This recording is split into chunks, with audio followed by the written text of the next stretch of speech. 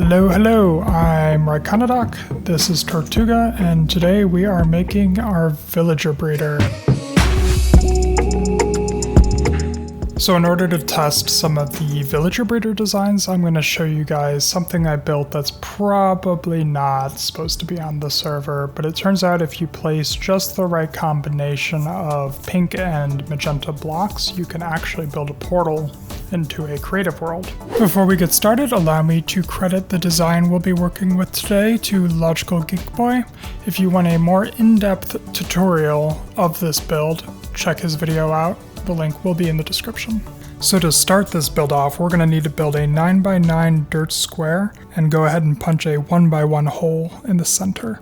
After that, we'll go ahead and create a 2-high wall that surrounds the dirt square. The center part of this build is where all the interesting mechanics come into play. More about that in a bit. And the last part here is a simple holding chamber. This is going to be where our adult villagers end up.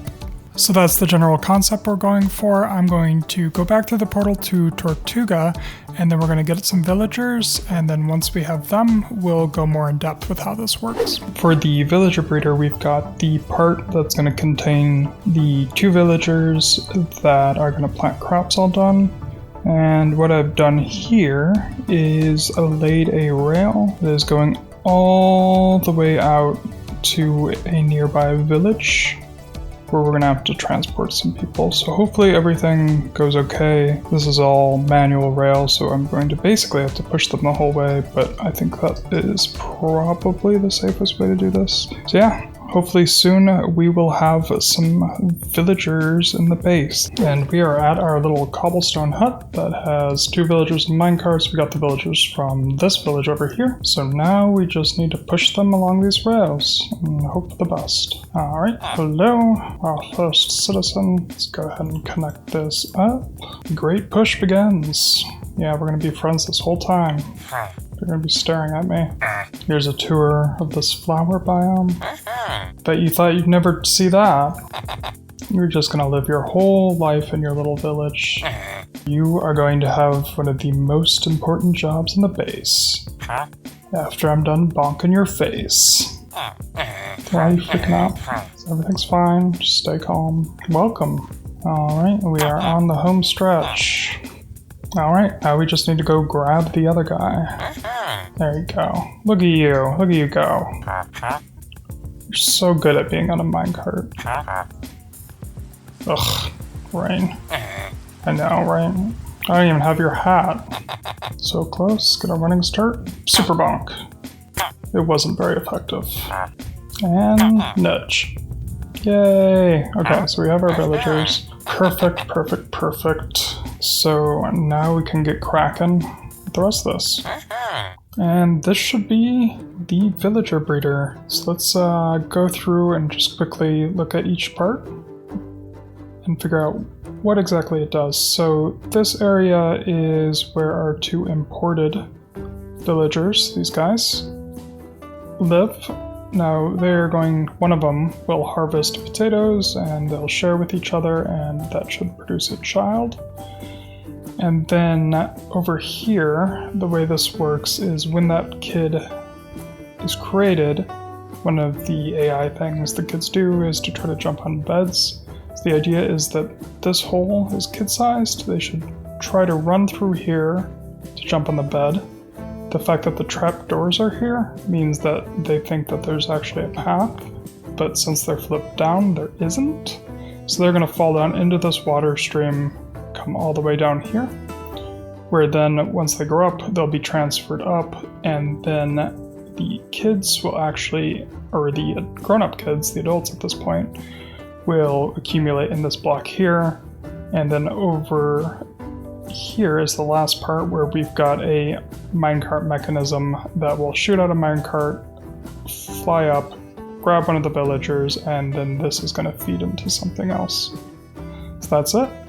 I did also lay out a cobblestone outline because I do want to encase this in something that looks a little less technical, let's say. We now have a couple villagers that have grown up. This thing isn't nearly as fast as I hoped it would be, but we are producing villagers. I'm not sure if maybe the rate will increase once more of this farmland is filled up, or what's going on here.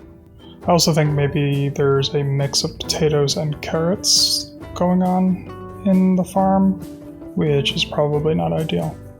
But we have hooked this up to this rail line, which is going to take it over here to what will eventually be a trading hall.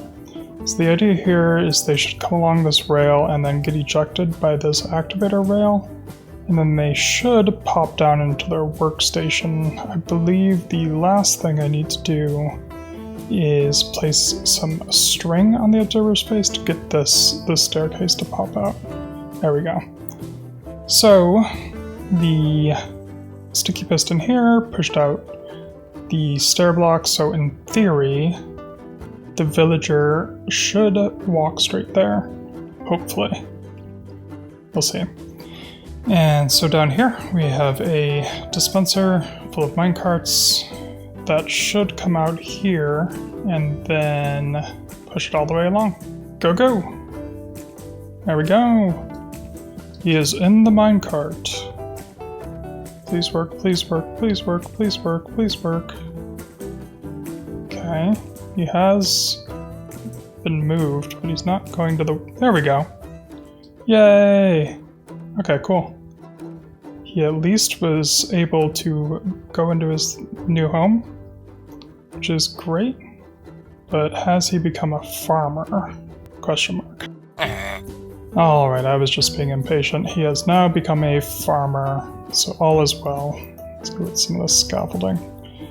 So, we can now trade with him. Looks like this guy takes beetroot for emeralds. I don't know how I feel about that, but there's a way for us to essentially swap this block to switch out the initial trade. So, we can definitely consider doing that. But the essential part, which is we've got a villager in our trading hall from our villager breeder, is complete. So that is good news. So now that all the technical bits are done, let's go ahead and put a facade on this build, and we're going to do that in a time lapse.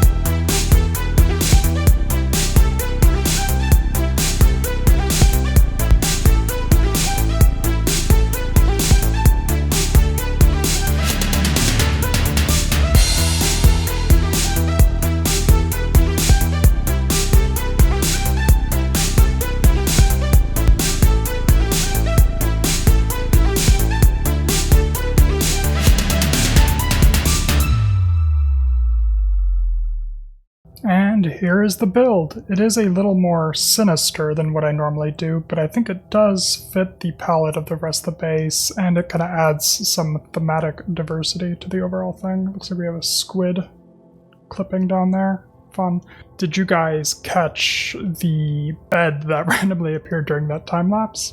So while I was recording that, Oppo and Callie actually put a giant bed on top of the boathouse thing over there. And so here's a quick clip of me finding that. So I haven't quite figured out what I'm going to do with this area yet. I think I have put up these acacia trapdoors, which is pretty cool. Haven't really... Wait, what is this? I think there's been an intruder in here. And I think somebody is possibly making fun of my safety practices. So let's pop on up here and see what we've got.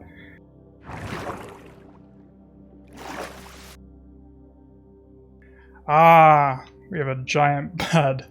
Unfortunately, I do not have my elytra, so I can't read what those signs say. But man, look at this. Look at the detail. We got the little pillow. Pillow pops. I'm not sure what these are. This is great though. Alright, let's go grab the elytra so I can actually see what that reads. We are all geared up, so let's check out these signs. We heard you like to sleep the night away, so we decided to give you an upgraded bed. Your favorite hostile mobs, Oppo and Callie. P.S. Now you can have sleepovers with friends. Aww, you guys are so considerate. This is so useful. And so appropriately sized. Look, I can jump on the bed now. Does it bounce? I don't think it bounces. But P.S. it is almost night, so I know what I need to do, which is sleep on my tiny bed on my big bed. So I did end up having to clear the bed because as much as I appreciate the gift, it didn't quite fit the aesthetic that I'm going for. And with that, we're going to wrap up today's episode, so thank you guys so much for watching, I really appreciate it, and I'll see you later. Alligator.